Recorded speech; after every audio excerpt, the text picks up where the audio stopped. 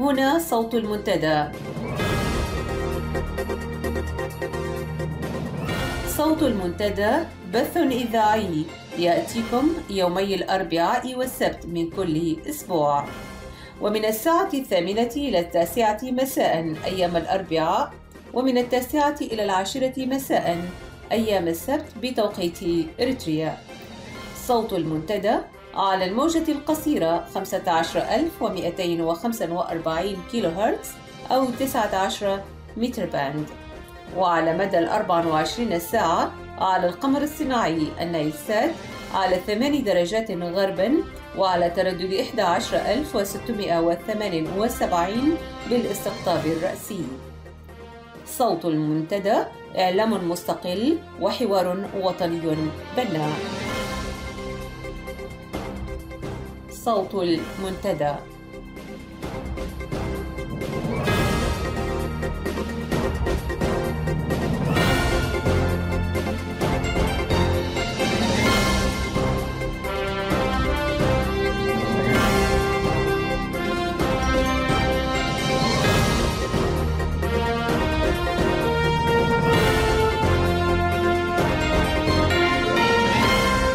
مستمعي ومستمعات صوت المنتدى، السلام عليكم ورحمة الله.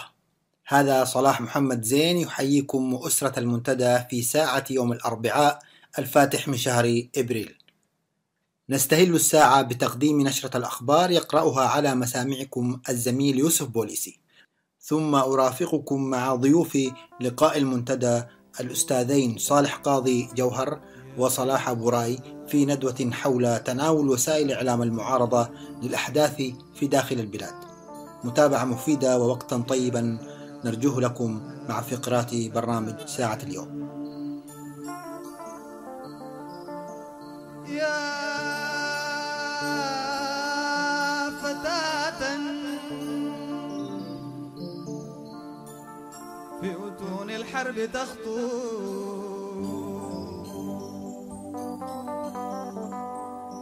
في اعتزاز وشموخ ووسامة،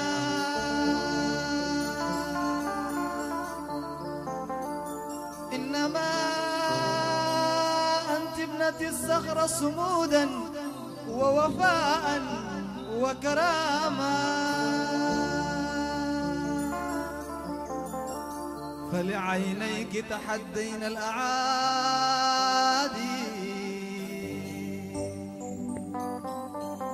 فلعينيك تحدين الأعادي،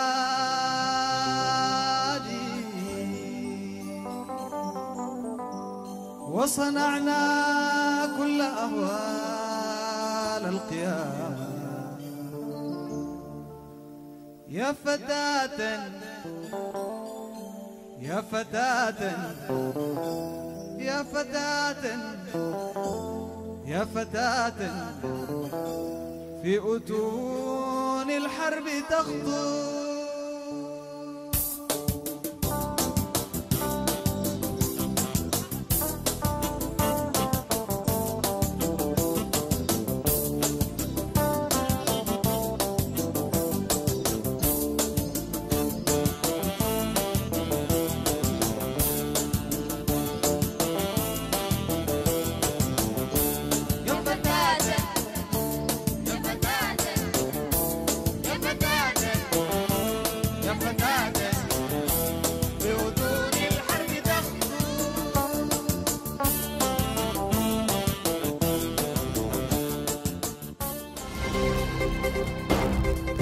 صوت المنتدى.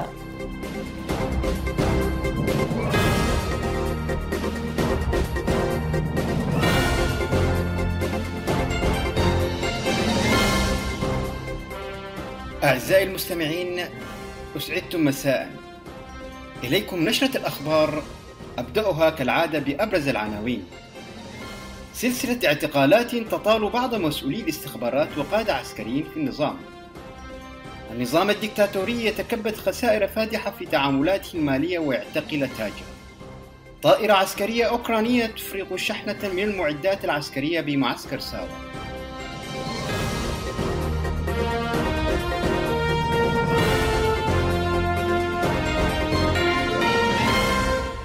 كانت هذه أبرز العناوين، وإليكم تفاصيلها وأخبار أخرى.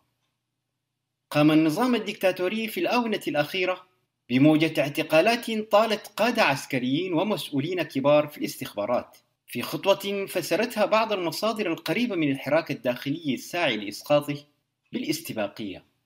وقالت مصادر إذاعة صوت المنتدى أن النظام قام يوم الجمعة الماضي الموافق لل27 من مارس الفائت في كل من مدينتي أغردات وكرن باعتقال 17 شخصا، من ضمنهم مسؤول الأمن بمنطقة حقاد وضواحيها الرائد عبد إبراهيم المشهور بود كرن، مضيفة أن الأسباب التي ساقها النظام لاعتقالهم كانت الهواجس والدواعي الأمنية.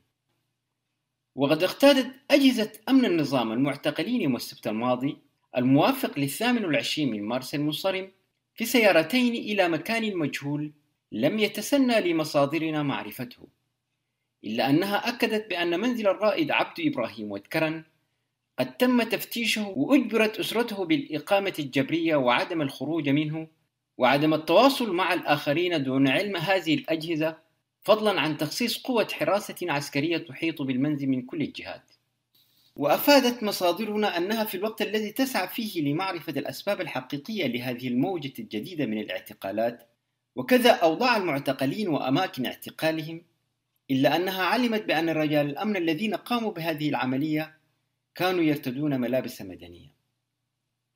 هذا ولظهور بوادر من التذمر وعدم الرضا بين أوساط الرتب العليا والوسطى في مفاصل الأجهزة العسكرية والأمنية للنظام، نتيجة للسياسات الخاطئة التي يتبعها على المستويين الداخلي والإقليمي، تنتابه حالة من الرعب والقلق الشديدين، مما دفعه ذلك إلى رفع وتيرة الاعتقالات والمراقبة وتضييق الخناق على كل كبار المسؤولين الذين يعتقد بأنهم يشكلون خطورة ومصدر تهديد على سلطته.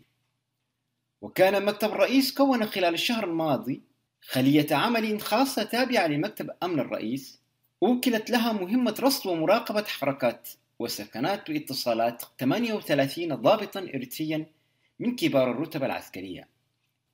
جاء هذا الإجراء عقب الخلافات التي دبت في أوساط قيادات وزارة الدفاع الإريترية حول العديد من القضايا. وقد بدأت هذه المراقبة اللصيقة على هؤلاء الضباط منذ 17 من مارس المنصرم، بحيث ترسل المعلومات عن تحركاتهم الفردية والجماعية بشكل فوري إلى مكتب الرئيس. كما أمر الطاقي السياسة فورقي بوضع قوات عسكرية مموهة تعمل بشكل خفي لحماية البنوك والاتصالات ووزارة الإعلام وهيئة الكهرباء بوسط العاصمة أسمرة. كما وضعت بعض الوحدات العسكرية في المباني الحديثة التي لم يستكمل بناءها. وقد علم بأن المراقبة والتصنت تتم من خلال موقع في معسكر غانيو ستيشن. علمت إذاعة صوت المنتدى من مصادرها في الداخل بأن خدمة المواصلات الشعبية في البلاد قد بلغت درجة من التدني المريع، حيث أن حافلات النقل العام التابعة لشركة الجمل للمواصلات والمملوكة لمعوقي الحرب الإريتريين قد هرمت وتوقفت تماما عن العمل، وذلك لانعدام الصيانة والنقص في قطاع القيار، وكذا عدم تحديث أسطول الشركة، مما أدى إلى زيادة المصاعب التي تواجهها خدمات المواصلات الشعبية بالبلاد وتعقيد حياة المواطنين. هذا وطالب المساهمون بالشركة في اجتماع عقدوه مؤخرا بهذا الخصوص الحكومة السماح لهم بتوفير قطع القيار وتجديد وتحديث أسطوله من الحافلات. ونددوا بصوت جهور رفض الحكومة السماح لهم باستيراد قطع القيار واستجلاب حافلات جديدة في الوقت الذي تسمح فيه للشركات المنافسة والمملوكة لها مثل شركة حارات باستيراد ما تريد دون مراعاة لقوانين التنافس التجاري الشريف. وأكد مدراء شركة الجمل للمواصلات الشعبية في معرض توضيحهم للمشاكل التي تواجهها الشركة أنهم قد بذلوا جهودا كبيرة في سبيل استمرارها في تقديم الخدمات للمواطنين حتى بلوغ هذه المرحلة التي أصبحت الأمور فيها أكثر تعقيدا، لتوقف أغلب الحافلات عن العمل بسبب الأعطاب ونقص قطع الغيار. وأوضحوا أنهم طرقوا أبواب وزارة المواصلات والاتصالات الإريترية بغية إيجاد الحلول لهذه المشاكل، إلا أن مناشداتهم ومطالبهم لم تجد آذانا صاقية، ووضعت الوزارة مطالبهم وعرائضهم في سلة المهملات.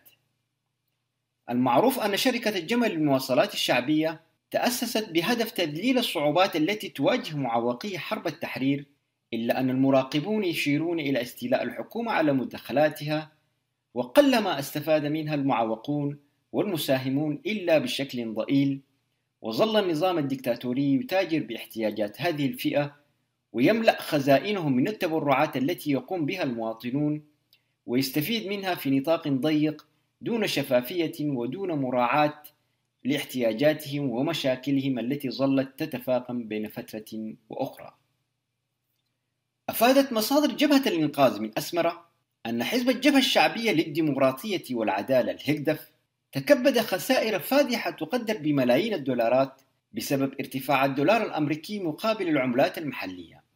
وأشارت تلك المعلومات أن قيادة الحزب كانت قد استولت على أموال ضخمة بالعملة الصعبة من البنك المركزي الإريتري، وتم تسليمها كعهدة إلى عناصر تابعة لها تنشط في العمل التجاري في بعض الدول الأفريقية، وخاصة في جوبا عاصمة جنوب السودان والواندا عاصمة أنغولا، وذلك لاستثمار تلك الأموال في تلك البلدان، علما بأن هذه العناصر تتاجر بهذه الأموال بعد أن تقوم بتحويلها إلى العملات المحلية.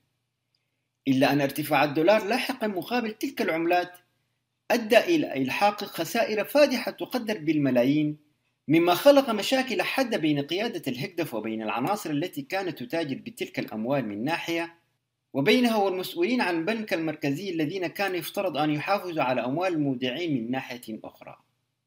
وفي سياق متصل قامت أجهزة نظام الهكدف مساء الأحد الماضي الموافق لتاريخ 28 من مارس المنصرم بإلغاء القبض على تاجر اتهمته بالفساد المالي ويدعى تسفالدت محاري بعد مطاردة طويلة في عدد من المدن الرئيسية في البلاد. وينسب النظام إليه تهمة التلاعب بأموال كبيرة مع مستثمرين صينيين يعملون في بعض المشاريع التابعة للنظام. وكان النظام قد شدد عمليات التفتيش في مداخل بعض المدن، وخاصة ميناء مصوع وبعض المدن القريبة من السودان، كما اعتقل 5 من المقربين بالتاجر المعتقل. هبطت طائرة عسكرية أوكرانية في تمام الساعة 3 صباح يوم الأحد الماضي بمعسكر ساوا محملة بمعدات عسكرية، وقامت بتفريق شحنتها متدثرة بجنح الليل، واستمرت العملية حتى الساعة 5 صباحا، حيث غادرت المعسكر بعد ذلك مباشرة. وأفادت مصادر إذاعة صوت المنتدى من عين المكان أن عملية التفريق صاحبتها إجراءات حراسة مشددة، وأن المعدات العسكرية التي تم تفريقها نقلت فورا إلى المخازن السرية التي توجد داخل المعسكر. ويذكر أن مجموعة المراقبة الأممية الخاصة بمراقبة تنفيذ قرارات الحظر الدولية على الأسلحة في الصومال وإريتريا كانت قد اتهمت النظام الدكتاتوري بخرق قرارات الحظر، وذلك لاستيراده للأسلحة والمعدات العسكرية الأخرى من دول في شرق أوروبا، ونشاطه في تجارة الأسلحة المختلفة وبيعها للحركات والمجموعات المسلحة بالإقليم. وينشط النظام في هذه الآونة في استيراد الأسلحة من دول عديدة في شرق أوروبا وإيران، وذلك عبر توقيع اتفاقيات عسكرية سرية في تحدي صارخ لقرارات الأمم المتحدة ذات الصلة. نهاية النشرة، إلى اللقاء.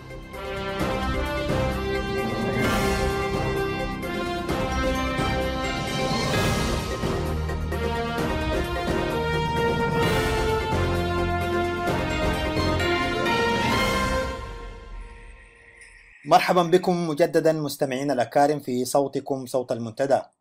في لقاء المنتدى لهذا اليوم سنتناول كيفية تعاطي وسائل الإعلام الإريترية، وأقصد بها مواقعنا الإلكترونية المعارضة والإذاعات وصفحات التواصل الاجتماعي التي نتناول فيها أخبار إريتريا. سنتناول كيفية تعاطي هذه الوسائل مع ما يقع من أحداث داخل إريتريا ومع المعلومات والأخبار. على سبيل المثال، الشهر الماضي مارس شهد أحداث هدم المنازل في عبد القيح، وكان قد سبق ذلك هدم منازل في مدن أخرى وتلاها أيضا في أماكن أخرى. وجاءت العشر الأواخر من شهر مارس بأحداث بيشا وما صاحبها من أنباء متضاربة. ومعي للحديث عن هذا الأمر الأستاذ صالح جوهر المعروف بصالح قاضي، مدير ومؤسس موقع عواتي الإلكتروني الشهير من الولايات المتحدة. ومن لندن الأستاذ صلاح أبو راي، كاتب معروف وناشط في منظمات المجتمع المدني الإريتري. مرحبا بكم. مرحبا بك أخوي. أهلا وسهلا صلاح. حياكم الله. إذن دعونا نبدأ بالأستاذ صالح قاضي. الأستاذ صالح أكثر من 10 سنوات في عواتي وأنتم تطاردون المعلومة والخبر، والنظام ضارب طوق أمني على البلاد وتعتيم إعلامي وتكميم للأفواه. حدثنا عن معاناة الإعلامي خارج إريتريا، الإعلام الإريتري، في سبيل حصوله على الخبر والمعلومة. شكرا صلاح. طبعا تحصيل المعلومة في بلد مثل إريتريا في حالتها الحالية طبعا عسير جدا وصعب إن الواحد يتحصل، حتى لو تحصلت كمان يحتاج إنه الواحد يوثقه ويأكده من جهتين. نعم. وبحكم النظام البوليسي الموجود هناك طبعا يكون أصعب حتى للتحقيق أو الاتصال. فهذه أصعب حلقة في عملية تجميع المعلومات وإيصالها للمتلقي. نعم. من تجاربك في الحصول على المعلومة ومحاولة تحري منها من مصدر، تحصل عليها من مصدر، وكيف كان السبيل للتحري عنها والتدقيق من مصدر آخر؟ والله احنا اعتدنا حتى من بداية أول ما انشأنا عواتي.com كان عندنا ما شاء الله كمية أو عدد كبير من المراسلين أو العلاقات اللي كانت في مواقع مهمة. فاحنا تعودنا أن نتلقى معلومة من جهة واحدة ونقوم بتأكيدها من جهتين أو ثلاثة. بس حاليا طبعا لو حصلنا تأكيد من جهة ثانية يكون أفضل، لأنه اللي علينا منها في البداية هو أنه بعض الناس يبدأوا يتعاونوا معنا ويراسلونا وكذا، وبعد 3 أيام 4 أيام يعني يغيب الواحد وتسأل عنه يقول لك نقلوه عسب ولا نقلوه في مش عارف في مكان نائي كذا ما تقدر تتصل فيه. وبعض الأحيان الواحد يكون يتصل معاك وفجأة بيتصل فيك من كسلة أو من إثيوبيا. فهذه طبعا تعبنا انه يعني تجديد العلاقات، كل ما تربي علاقات وروابط تلاقي اكثر الناس بتترك البلد وتهرب. فهذه يمكن اكبر قضيه عانينا منها واكبر مشكله عانينا منها من خلال تاسيس شبكه جمع المعلومات، لانه ما في استقرار، والفئه العمريه اللي كنا نتعامل معها كل هذه انه مهدده بالاعتقال او يعني إمكانية فرارها من البلد كبير جدا. فهذه اللي كنا بنعاني منها ولا زلنا نعاني منها حاليا. طبعا برضو يعني الاتصالات عسيرة مع إريتريا، مش سهلة. صحيح. وغالية بنفس الوقت. فهذه برضو يزيد لصعوبة تلقي المعلومات أو جمع المعلومات داخل البلد. ولكن في ناس عاوزة تطلع المعلومة الموجودة، وفي كذا حوادث كبيرة حصلت معانا. ناس اتصلوا بينا من تلقاء نفسهم، ما بنعرف، بعض الناس ما بنعرفهم كلمة سر أو شيء نعم. يعني مخفي، يتصل فيك بيمدك بالمعلومات. جميل. وأنت ما تعرف من هو. صحيح. المبادرات بعض الناس اللي عايشين في إريتريا بيأخذوها من نفسهم. طيب أنتقل إلى الأستاذ صلاح أبو راي.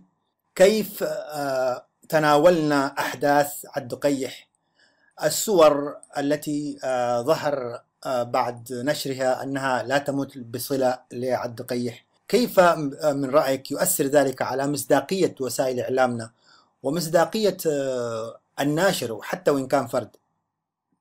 بسم الله الرحمن الرحيم. شكرا الأخ العزيز صلاح الزين، وأشكر الأخ برضو صالح قاضي، صالح جوهر، تسلم. الرائد الإعلامي، وأحيي المستمعين الكرام. يعني والله طبعا أحداث عد قيح والمأساة التي شهدتها هذه المدينة من الاغتيالات والدهس والتشريد العوائل، وهذه الصور المأساوية الكثيرة اللي كانت تتناقلها عبر وسائل الإعلام الإريترية بجميع تضارباتها، لكن حقيقة كانت ثابتة. نعم. إنه زي ما قال الأخ صالح، صعوبة الوصول نفسه إلى المعلومة من إريتريا وما يتعرض له الإعلام من طوق قوي كما قلت يا صلاح، هذا كله بتأكد طبعا مسألة بوليسية النظام. كل شيء أمني أصبح أولوية، ومن هذا الأمن هو الإعلام والزعازع الداخلية والإشاعات. كل ما يمس أمن هذا النظام من مسألة بوليسية وعسكرية وإعلامية يعتبر من الأولويات التي تهدم أركان هذا النظام. عدم الوصول إلى المعلومة الحقيقية والتضارب اللي كان في الإعلام الإريتري المعارض كله يكشف عن حقيقة واحدة فقط: عدم التواصل مع الداخل. نعم. عدم وجود أفرع في الداخل، عدم وجود خلايا سرية تعمل من الداخل توري القطيعة الموجودة بين التنظيمات السياسية وبين الداخل، حتى نفتقد من خلالها إلى المعلومة الصحيحة والدقيقة في وقتها الصحيح. جيد. أستاذ صالح، لو لك إضافة في هذا الأمر، هل كإعلامي وصاحب موقع يتحرى الدقة دائما، عواتي معروف، هل يبرر عدم وجود صور حقيقية لعبد القيح أن أستخدم صور لفلسطين وصور لإثيوبيا وصور لأحداث السيول والأمطار في شرق النيل في السودان؟ كيف رأيت تناول هذه الصور وربطها بعبد القيح وهي ليست من عبد القيح؟ والله شوف، اولا يعني اضافه لكلام الاخ صالح، طبعا كمل. القضيه كل واحد فينا يعني مش مقطوع من شجره، يعني مش من احنا مش ابناء سيبيريا ولا ابناء ليثوانيا، كلنا اريتريين. فاي واحد عنده اقارب، معارف، اصدقاء، يعني ناس عندك علاقه معاهم. يعني المشكله في كثير من الناس قاعده تتناسى انه الاتصال الالكتروني او الانترنت في اريتريا سيء جدا، يعني سيء لابعد درجه. نعم. فان الواحد يصور ويعمل ابلود، اولا في رقابه شديده، الناس بتخوف، في هاجس وخوف. صحيح. رعب. دي ما بتحصل، وإن حصلت كمان يعني محدوده الاماكن اللي فيها هاي فوليوم او هاي باندويتس، يعني عاليه الجوده. اتصال بالانترنت قليله جدا ومعروفه. فلو الحكومه عرفت انه صوره او رساله طلعت من البلد، بالامكان انه تحديد مكان خروجها، لانه ما في ناس كثيره بتبعث صور وكذا. دي من ناحيه. نعم. عدم جوده الاتصال او عدم وجود الاتصال الكافي. وسائل الاتصال. ثانيا، اليوم اصبح كل واحد عاوز يعمل وكاله اعلان لوحده، فحتى لو في صور ان الواحد يستعد انه ينشرها لاصدقائه وكذا، يكتفي بالموضوع ده، يعني لا عنده مسؤوليه ولا يحزنه ولا يبحث فيها. بيديلك صوره مجرده ما تعرف ايش الخلفيه اللي وراها، يعني ما بتديك القصه ولا بتديك التاريخ، يعني صوره ونزلها وبس. نعم. دي من ناحيه ثانيه. الناحيه الثالثه واللي سيئه، انه كثير من الناس تتباهى، بتقول انه احنا علاقتنا في اسمر. اي واحد لما يحصل حادث بيقول لك والله عندي كولونيل ابن عمي وعندي كذا وعندي كذا. ناس بتتباهى بتشوفها يعني، ولما تسالها عن المعلومات يعني تكاد تكون ما موجوده، يعني هي للتباهي بس. نعم. نعم. النقطه الاخيره، في نوع من الكسل، انه الواحد لو عاوز ينشر معلومه لازم يشتغل فيها، لازم يتعب فيها. الناس ما عاوزة تتعب، ما عاوزة تعمل 4-5 اتصالات وتتحرك. صحيح. فهذه طبعا الواحد لما ياخذ الاعلام كعمل بجديه، المفروض ده اللي بيتعمل. لكن كثير من الاريتريين ما في تحري، يعني تجيك معلومه نزلها زي ما هي على بلاطه وخلاص، فبيحصل ارباك. وفي بعدين في عدم درايه وعدم معرفه بحقوق الملكيه الابداعيه او المنتجات، سواء كانت الموسيقيه او الصور والمكتوب هكذا. يعني الناس بتروح تتلقف الصور من الانترنت وبتغير فيه وبتنزله، مع انه ما عنده اي حق تعمل كده في الكون. يعني مفهوم الكوبي رايت في حد ذاته، الماده المسجله المحميه، هذا الوعي ما موجود في الاريتريين. فطبعا في المرحله الاخيره في عبد القيح شفت صور من غزه ومن سوريا ومن اماكن كثيره، ويدك ايه ومش عارف ايه وكلام من ده، كلام عاطفي، وصور من اماكن ثانيه مقدمه وكانها من عبد القيح. طبعا هذه بيدمر مصداقيه المعارضه ككلها، بيدمر مصداقيتنا نحن، مع انه ما عندنا يد في الألاعيب اللي قاعده تحصل، لكن بنتضرر كاعلاميين، بنتضرر كمعارضه، بنتضرر كشعب ارثي، بنتضرر اللامهنيه. ولا يستبعد أن تكون مدسوسة مثل هذه الفبركات من النظام نفسه. نعم، يطلق لنا الصور. ممكن تكون مدسوسه على مستوى، لكن اعتقد اخ صلاح ان النظام ما يحتاج يدس اي حاجه، لانه في ناس مش واضحه مطلبها ايه، مش واضح رؤيتها، فهي بتأدي العمل من دون ما حد يفوضها انه تعمل العمل. صحيح صحيح. سننتقل الآن إلى حتى يسعفنا الوقت لتناول كل المحاور. سننتقل ونبدأ بك أيضا أستاذ صالح، اللي هو الأحداث الأخيرة في بيشا ومواقع أخرى. أنباء بقصف الطيران الإثيوبي بدأت بصحيفة سودانية يقال أنها مقربة للقصر الجمهوري في السودان، ثم وسائل الإعلام إثيوبية غير رسمية، وإن كانت واحد منها هي إذاعة إريترية ولكنها تنطلق من إثيوبيا، فترويج لهذا الخبر من وسائل الإعلام موجودة مقيمة تتخذ من إثيوبيا مقر لها إن كانت إثيوبية أو إريتريا، ثم في نهاية المطاف يأتي رئيس الوزراء وينفي هذا الخبر. قراءتك لهذا الأمر، وثم بعد ذلك كيف تناولت الشركة الكندية في بيانين، بيان 13 مارس وبيان 20 مارس أو 22 مارس؟ فلك المجال، ثم ننتقل للأستاذ صلاح. لا صراحة في أعتقد شوية لبس في سردك للأمور. أعتقد أول صورة طلعت في الإنترنت كان يوم السبت الصبح الساعة 7 بتوقيتنا يعني. نعم. معناها صبيحة يوم الأحد عندكم في لندن. أيوة. طلعوا واحد من السودان عنده حساب في الفيسبوك، والصورة من الجريدة السودانية يقال. وقد ذكرت أنا نعم بدأت بصحيفة سودانية. نعم. نعم. لا بس ما بدأت بالصحيفة، الصحيفة دي ما نشرت الصحيفة في حد. نعم. ما موجود ولا نسخة لها. نعم. في الإنترنت. فهذه شخص واحد عنده حساب في الإنترنت هو اللي طلعها يوم السبت الصبح. نعم. والصورة هذه أصبحت مصدر للتنبؤات والتكهنات اللي تبعها، وبعدها طبعا بالتسلسل زي ما أوردناه في موقع عواطف تسلسل حسن. نعم. موضوع ثاني ما أدري، قلت لي إذاعة إريترية من إثيوبيا، ما بعرف إذاعة إريترية في إثيوبيا. لو تقصد راديو وقحتة، حبي راديو وقحتة إذاعة إثيوبية، لا إريترية ولا حاجة.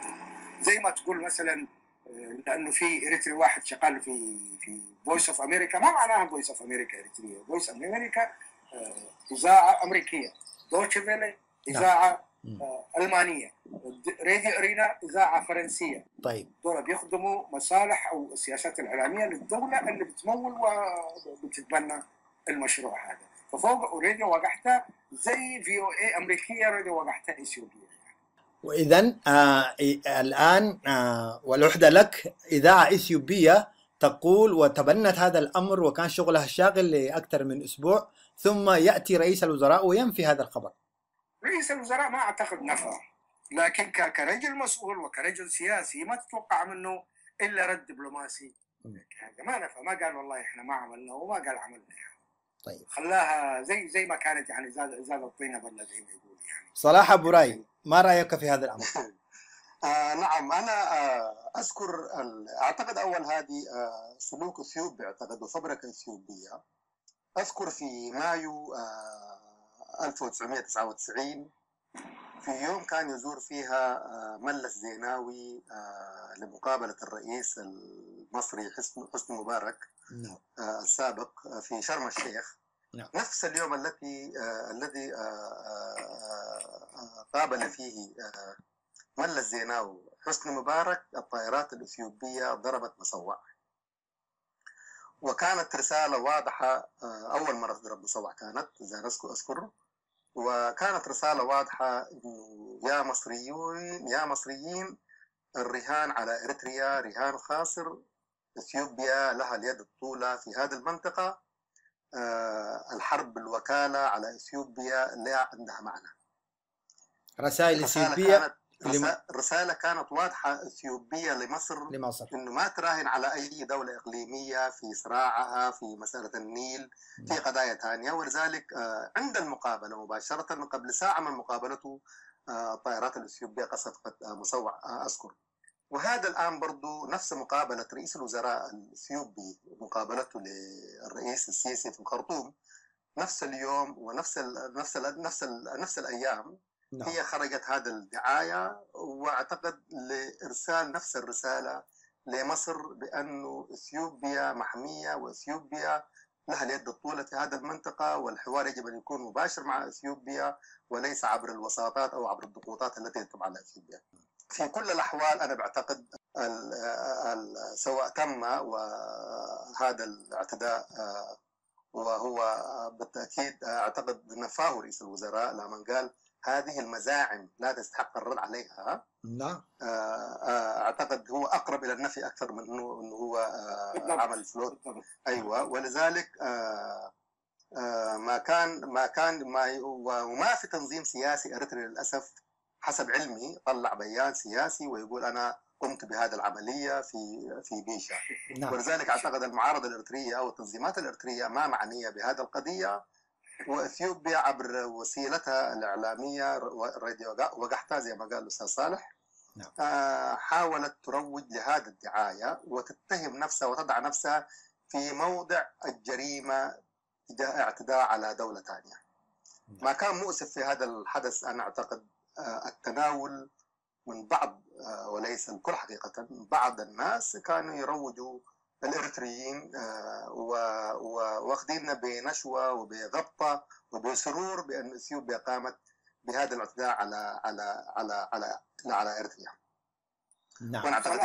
وهنا أعتقد هنا في تعارض كبير جدا جدا بين المعارضة كحافظة للسيادة وللأرض وللبلد في إريتريا وتأييد هذا العمل. خلونا في كيفية تناول الإعلام. تفضل. تفضل. نسيت إنه ما في معارضة عندها طيارات. نعم. لا العملية التخريبية نفسها قصد يا صالح. لا قصدي أنا قال لك شوف لا صحيح. تحليلية أحسن. لا نعم نظرك. تفضل صالح. تفضل. القضية ما أعتقد في استنتاجات ممكن بعد أي حدث إن في ناس تستنتج. نعم. حسب ما تراه طبعا الاستنتاجات موجودة وطبيعية. نعم. أنا بالنسبة لي ما أعتقد إنه في الطيارة في العملية أول عملية الطيارات دي. نعم. مستبعدة بالنسبة لي، ما كان في حاجة اسمها طيارة. نعم. ومستبعد إنه إثيوبيا تضرب ممتلكات أجنبية. 40% بتاعت الجبهة الشعبية، لكن 60% مملوك لشركة كندية، ودي الشركة مساهمة أسهمها بتتداول في كل الأسواق العالمية. نعم. فبالتالي إثيوبيا مش عبيطة للدرجة دي حتى تروح وتضرب ممتلكات الغير وتجلب على نفسها مشاكل لا لها أول ولا آخر. هذه من ناحية ثانية. الموضوع حدث، لكن هل كان فيه غرض سياسي أو ممكن يكون عامل زعلان، عامل فصلوه، عامل ما أخذ حقوقه، عامل عنده شيء مقارب مع الشركة، ممكن يكون عمل تخريبي بالنسبة لإعلان يوم 20، لكن يوم 13 صادف مع إعلان جبهة الإنقاذ لتدمير أو إحراق ورشة في أسمرة. ورشة ميكانيكا في أسمرة، وليس طبعا حدث بنفس الليلة. نعم. ففي أمور كثيرة بتكون. أما عملية يمكن قلت كلام غير. نعم. بتفق معك صلاح رئيس الوزراء الإثيوبي أقرب إلى النفي، تصريحه كان أقرب إلى النفي، لكن أنا ما أعطيته أي وزن لأنه ده كان كلام سياسي وما دخل في السميم، يعني ما قال شيء، يعني لو سكت وتكلم نفس النتيجة تقريبا. يعني هذا قصد الكلام. طيب صلاح أبو راي، كيف تفسر صمت الحكومة الإريترية؟ كان عليها أن تأخذ ترويج إثيوبيا في وسائل إعلامها كسند واعتداء وتذهب إلى مجلس الأمن أو إلى أي جهة تقاضي فيها إثيوبيا. لماذا صمتت إريتريا؟ لماذا صمت النظام؟ والله بصراحة طبعا مأساة هي طبعا حقيقة يعني. نعم. إذا كان هذا الحدث هو حصل رغم إنه الشركة الكندية ذاتها طبعا قللت من الحدث واعتبرت إنه تخريب بسيط ويتم معالجته إصلاحه في أيام معدودة. نعم. فأعتقد ما كان بذلك الهول، ولكن الحكومة الإريترية متى حافظت على بلد، ومتى تألمت لآلام مقدرات الشعب الإريتري أو حتى لأفراد الشعب الإريتري، حتى تسعى إلى شكاوي والاحتجاج على انتهاك سيادة بلد وانتهاك سيادتها والتخريب في أراضيها. نعم. فهذا دأبها وهذا شأنها، لا يهمها إلا من يأتيها في داخل سلطتها. هذه السلطة المحمية بالعسكر وبالبوليس وبالإعلام وبكل شيء هي كل عبارة عن كتلة بتحافظ على سلطة قلبها وعينها ويدها فقط على من يقرب من تلك المنطقة. ولكن هذا البلد تنتهك، تضرب، تنزف شبابها. هذه كل قضايا بالنسبة لها قضايا ثانوية. نعم. أنا أعتقد بهذا الشيء حقيقة. نعم. وحتى إذا كنا نربط هذا الكلام مع أحداث عد قيح وغيرها، دائما هي زي يعني بتحاول تستفز عشان تستخرج المكنون المقاوم الموجود في المدينة. هذا الاستفزازات وهذا تدمير المنازل وهذا القتل وهذا الجروح وهذا القضايا كلها من أجل أن ترى وأن تقف من الذي يقف ضدها والخلاص منه. فهي هكذا سياستها، وهي ليست في وارد احتجاج. صلاح، ما اعتقد الحكومه الاريتريه بمقدورها ان تشتكي للامم المتحده. نعم. لانه حتى لو اثيوبيا لها ايادي يعني تنسب لغير، ما بتنسب لنفسها، يعني ما بتقول والله اثيوبيا عملت كذا، ممكن تنسب للغير، بتقول احنا ما عندنا علم في كذا جهه مسلحه. بعدين الراجل قاعد يتباهى انه هو مستضيف حوالي 40,000 ولا 30,000 معارضة إريترية بأسلحتها ومدججة معارضة إثيوبية يعني تقريبا، أي معارضة إثيوبية تقريبا يعني نعم.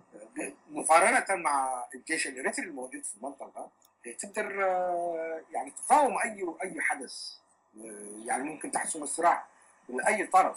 فهذا جيش مش ما يستهان به يعني. فبوجود هذه الجيوش يعني ما بقدر الحكومه الاريتريه انه تروح تشتكي حد يعني. نعم. وحتى لو في علقه بياكلوها بيسكتوا. صحيح.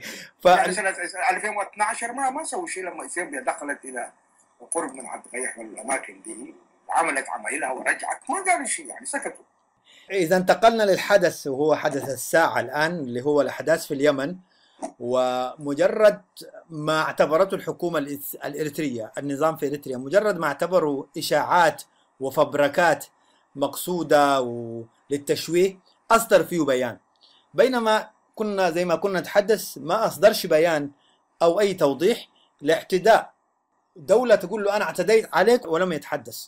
فكيف الآن لماذا كسر قاعدة القافلة ماشية والكلب ينبح؟ هذه قاعدة طبعا يعني زي ما يقولوا فالقيننا بها من الميدان، يقول لك نحن ما نتكلم، نحن نمشي والكلاب ينبحوا.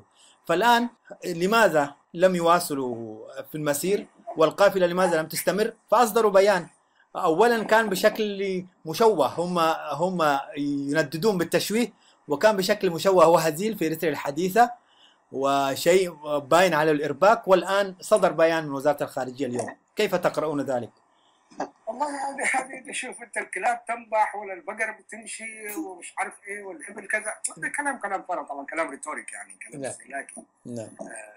القضيه ما اصبحت قضيه محليه محصوره في بين اريتريا واثيوبيا او محصوره في القرن الافريقي. هذه لها ابعاد دوليه ولها ابعاد سياسيه، يعني طبعا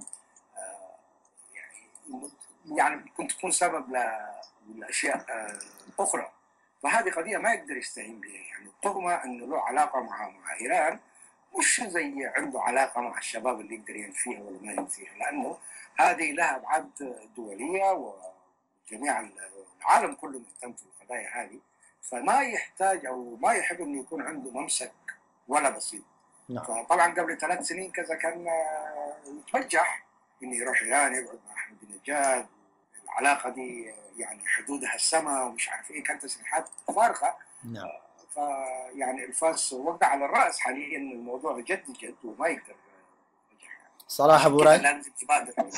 نعم. أنا والله برضو انطلق من نفس فهمي الوحيد على النظام، بأنه دائما اللي يخليه ينفي ويحتج على هذه الادعاءات الموجودة في الإعلام العربي وعند المسؤولين والمحللين الاستراتيجيين اللي كانوا يتكلموا من سنين حقيقة حول وجود قواعد الحوثيين في إريتريا. نعم. أنا بعتقد المسألة عندها علاقة مباشرة بالخوف من الأحداث الحالية.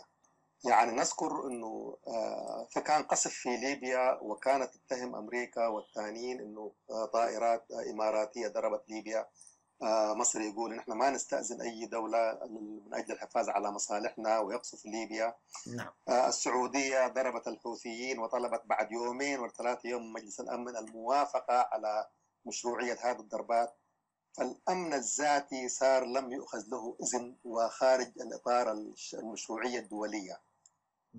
والمسألة شايفين طبعا تحالف كبير جدا وعريض من أجل القضاء على هذه الزعازع اللي في جنوب الجزيرة العربية والحوثيين وغيرهم ومن وراءهم، ورسالة إلى إيران الكبرى، فما بالك إريتريا المتهمة في احتضانهم وتدريبهم وتمويلهم. فالمسألة تظل ليست أنه نحن لا نتدخل في شؤون الغير ونحن مستعدين نفتح أجواءنا وبلادنا من أجل البحث وتعالوا فتشوا بلدنا ونحن ما ندخل في قضايا زي دي وما عندنا قواعد. السجون المليئة بالإريتريين ما مفتوحة للصحفيين، ناهيك أن يكون معسكرات للحوثيين والإيرانيين والإسرائيليين يسمح لهم بالتفتيش وكذا. المسألة عندها علاقة بالخوف من هذا التجمع، من هذه الحروب ومن هذا التحالف الكبير، فإن إريتريا تأخذ نصيبها إن هي اكتشفت، ولذلك قاعد تنفي التهم عنها. أنا بقرأها في هذه الزاوية. نعم. وطريقة النفي تدل على أنه بالفعل يعني هناك مخاوف من النظام، وإن لم يكن متورطا يعني ما كان حيخاف يعني من أي ضربة أو أن تشمله هذا التحرك، هذا التحالف. نعم. نعم تماما. صالح قاضي. ما هو كمان أنت تعرف يعني الاصطياد في المياه العكرة هذه من اختصاصه. نعم. طبعا عنده محاولة من نوفمبر بعد ما عقدوا ندوة في القاهرة. نعم. كانوا عاوزين يعملوا ندوة للدول المطلة على البحر الأحمر. نعم. طبعا ما حد أخذ العرض أو المبادرة أي جدية. نعم. وطبعا الأسبوعين اللي فاتوا حاول كثير يتودد على السعودية ويتودد على قطر على أساس يشركوه بطريقة يعني أخرى حتى يقدر ينفي، حتى لو مزاعم، حتى لو اعتبرناها مزاعم. نعم. حتى ينفيها ويعني يبعدها عن نفسه. نعم. حاول يتحالف مع في القضية هذه. ما أدري كان طلب من السعودية إنه يساعد الحوثيين ولا يساعد السعوديين، ما بعرف، لكن كله ماشي بالنسبة له مش على مبدأ هي عاوز يستفيد منها وما قدر يعني. فأتوقع القضية ما حتحل بسرعة كده يعني. القضية هذه طويلة باين فيها، وحنشوف يعني حركات بهلوانية. نعم. ومن خلال البيان الصدر اليوم هناك بشكل واضح تأييد للشرعية. في الفقرة 3 يقول تؤيد وحدة اليمن، أي إريتريا يعني يقصد حكومته ونظامه، تؤيد وحدة اليمن أرضا وشعبا وتعترف فقط بالشرعية الدستورية التي أفرزت قيادته الشرعية. يعني هذا بشكل واضح هو تخلي عن الحوثيين، تقريبا قاعد يقول أنا ما لي دخل، يعني أنا مع الشرعية. بس صلاح ما تنسى القضية مع وجود اليمن المستقر شبه مستقر في قضايا عالقة ما في ناس كثيرة بتتكلم عليها. يعني قضية الصيد في البحر الأحمر. نعم. هذه مشكلة، لأنه من سنة تقريبا حوالي 1000 أسير يمني أتوا سراحهم في مئات البواخر ممسوكة. فهذه حاليا في ظل غياب الأمن والاستقرار في اليمن حتحصل مشكلة، وهذه حتكون أعتقد حتشعل بعد القضايا. هذا اللي أتوقعه، لأن الشعب اليمني لازم يأكل، فحيضطروا يعني يصيدوا في المياه الإقليمية وحتحصل مشاكل. نعم. هذا اللي أتوقعه. صلاح أبو راي، كيف قرأت البيان الأخير من وزارة الخارجية؟ أنا الفقرة اللي قاعد تقول عليها رغم أنه ما ركزت في مسألة السلطة الشرعية الدستورية.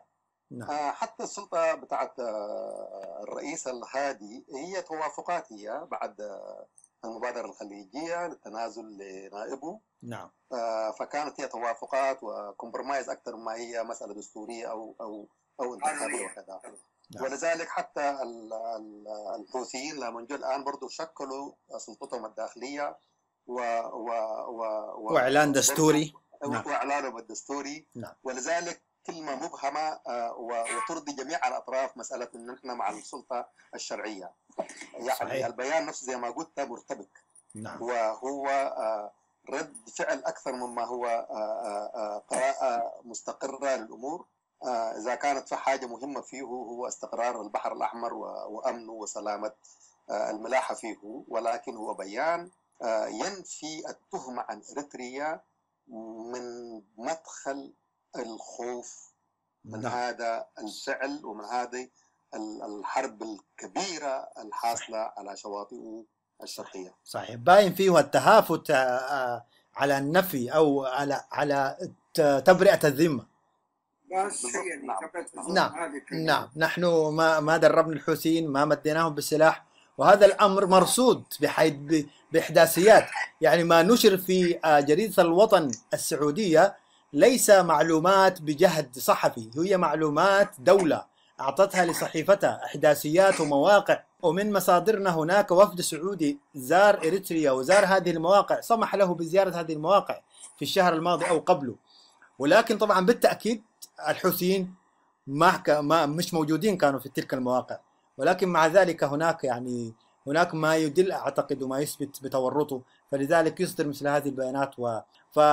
نختم هذا اللقاء بمجال نتيح لكم على التوالي. نبدأ بك أستاذ صالح.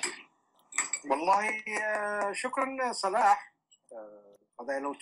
لو توسع العملية دي أنا أقترح أنه تجمع ناس أكثر في مكان استوديو مع بعض، يعني وجه بوجه إن شاء الله، وتكثر من الندوات هذه، يعني بدل ما تكون على أونلاين بتكون صحيح فعلية في استوديو يعني. صحيح. وشكرا على الفرصة، وشكرا على هذه النصيحة وهذا الاقتراح.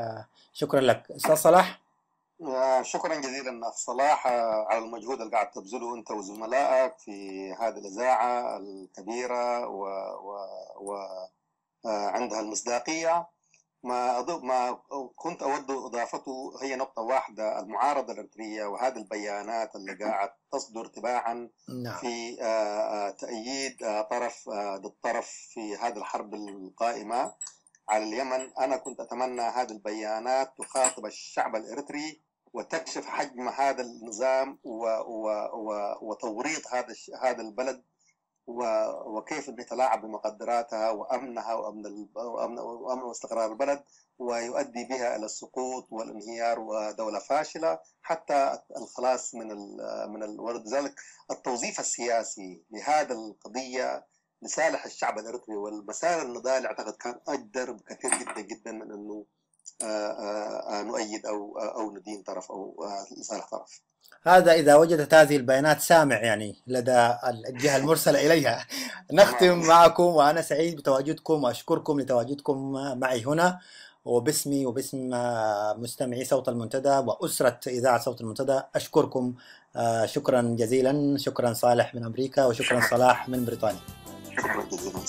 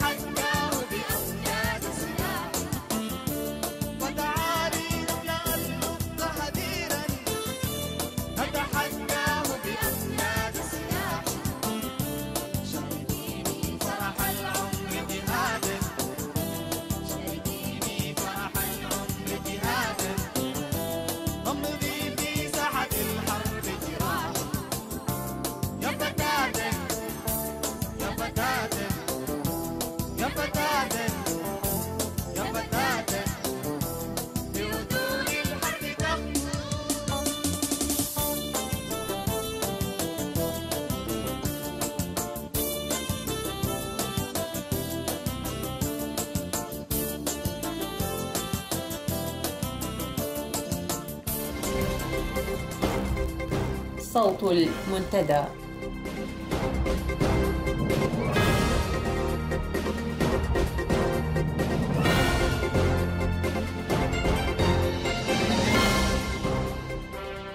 أعزائي المستمعين، أسعدتم مساء. إليكم نشرة الأخبار، أبدأها كالعادة بأبرز العناوين. سلسلة اعتقالات تطال بعض مسؤولي الاستخبارات وقادة عسكريين في النظام الدكتاتوري يتكبد خسائر فادحة في تعاملاته المالية ويعتقل تاجر. طائرة عسكرية أوكرانية تفرغ شحنة من المعدات العسكرية بمعسكر ساوا.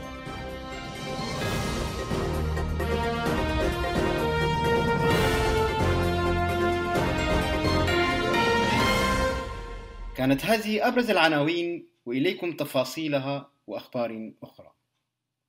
قام النظام الدكتاتوري في الآونة الأخيرة بموجة اعتقالات طالت قادة عسكريين ومسؤولين كبار في الاستخبارات، في خطوة فسرتها بعض المصادر القريبة من الحراك الداخلي الساعي لإسقاطه بالاستباقية.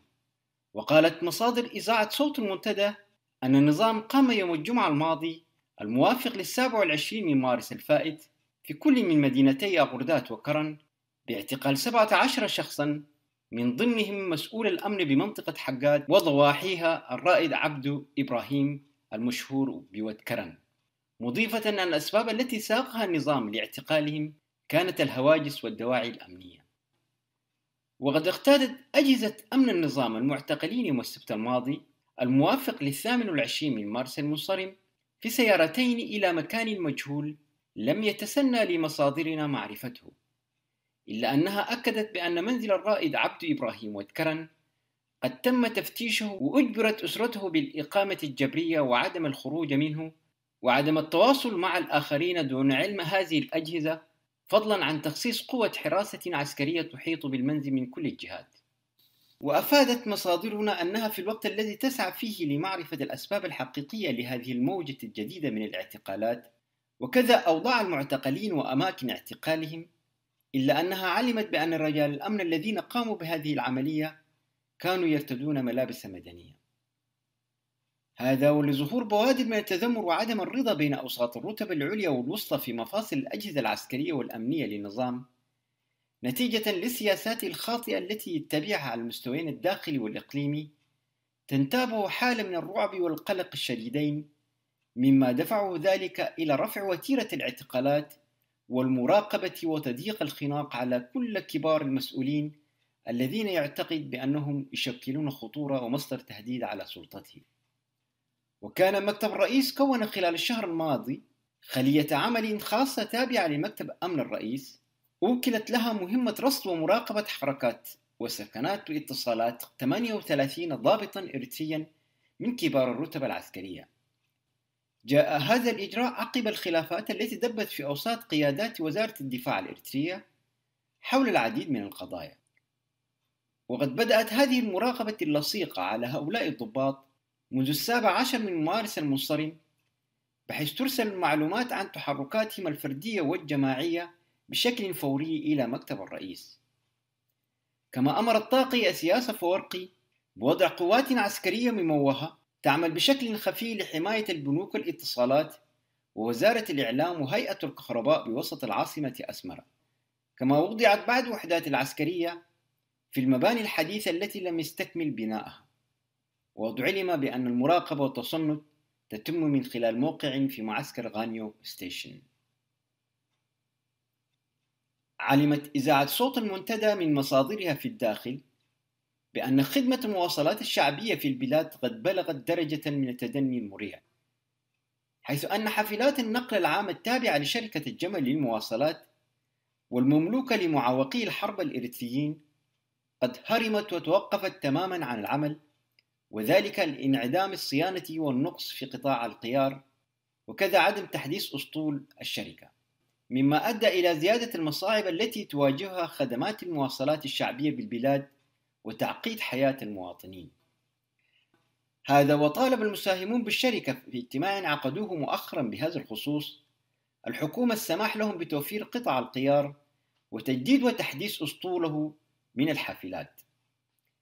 ونددوا بصوت جهور رفض الحكومة السماح لهم باستيراد قطع الغيار واستجلاب حافلات جديدة في الوقت الذي تسمح فيه للشركات المنافسة والمملوكة لها مثل شركة حارات باستيراد ما تريد دون مراعاة لقوانين التنافس التجاري الشريف. وأكد مدراء شركة الجمل للمواصلات الشعبية في معرض توضيحهم للمشاكل التي تواجهها الشركة أنهم قد بذلوا جهودا كبيرة في سبيل استمرارها في تقديم الخدمات للمواطنين حتى بلوغ هذه المرحلة التي أصبحت الأمور فيها أكثر تعقيدا لتوقف أغلب الحافلات عن العمل بسبب الأعطاب ونقص قطع الغيار. وأوضحوا أنهم طرقوا أبواب وزارة المواصلات والاتصالات الإريترية بغية إيجاد الحلول لهذه المشاكل، إلا أن مناشداتهم ومطالبهم لم تجد آذانا صاقية، ووضعت الوزارة مطالبهم وعرائدهم في سلة المهملات. المعروف أن شركة الجمل للمواصلات الشعبية تأسست بهدف تذليل الصعوبات التي تواجه معوقي حرب التحرير، إلا أن المراقبون يشيرون إلى استيلاء الحكومة على مدخلاتها، وقلما استفاد منها المعوقون والمساهمون إلا بشكل ضئيل، وظل النظام الدكتاتوري يتاجر باحتياجات هذه الفئة ويملأ خزائنهم من التبرعات التي يقوم بها المواطنون ويستفيد منها في نطاق ضيق دون شفافية ودون مراعاة لاحتياجاتهم ومشاكلهم التي ظلت تتفاقم بين فترة وأخرى. أفادت مصادر جبهة الإنقاذ من أسمرة أن حزب الجبهة الشعبية للديمقراطية والعدالة الهكدف تكبد خسائر فادحة تقدر بملايين الدولارات بسبب ارتفاع الدولار الأمريكي مقابل العملات المحلية. وأشارت تلك المعلومات أن قيادة الحزب كانت قد استولت على أموال ضخمة بالعملة الصعبة من البنك المركزي الإريتري، وتم تسليمها كعهدة إلى عناصر تابعة لها تنشط في العمل التجاري في بعض الدول الأفريقية، وخاصة في جوبا عاصمة جنوب السودان والواندا عاصمة أنغولا، وذلك لاستثمار تلك الأموال في تلك البلدان، علما بأن هذه العناصر تتاجر بهذه الأموال بعد أن تقوم بتحويلها إلى العملات المحلية. إلا أن ارتفاع الدولار لاحقا مقابل تلك العملات أدى إلى إلحاق خسائر فادحة تقدر بالملايين، مما خلق مشاكل حادة بين قيادة الهكدف وبين العناصر التي كانت تتاجر بتلك الأموال من ناحية، وبينها والمسؤولين عن البنك المركزي الذين كان يفترض أن يحافظوا على أموال المودعين من ناحية أخرى. وفي سياق متصل قامت أجهزة نظام الهكدف مساء الأحد الماضي الموافق لتاريخ 28 من مارس المنصرم بإلغاء القبض على تاجر اتهمته بالفساد المالي ويدعى تسفالدت محاري بعد مطاردة طويلة في عدد من المدن الرئيسية في البلاد. وينسب النظام إليه تهمة التلاعب بأموال كبيرة مع مستثمرين صينيين يعملون في بعض المشاريع التابعة للنظام. وكان النظام قد شدد عمليات التفتيش في مداخل بعض المدن، وخاصة ميناء مصوع وبعض المدن القريبة من السودان، كما اعتقل 5 من المقربين بالتاجر المعتقل. هبطت طائرة عسكرية أوكرانية في تمام الساعة 3 صباح يوم الأحد الماضي بمعسكر ساوا محملة بمعدات عسكرية، وقامت بتفريق شحنتها متدثرة بجنح الليل، واستمرت العملية حتى الساعة 5 صباحا، حيث قادرت المعسكر بعد ذلك مباشرة.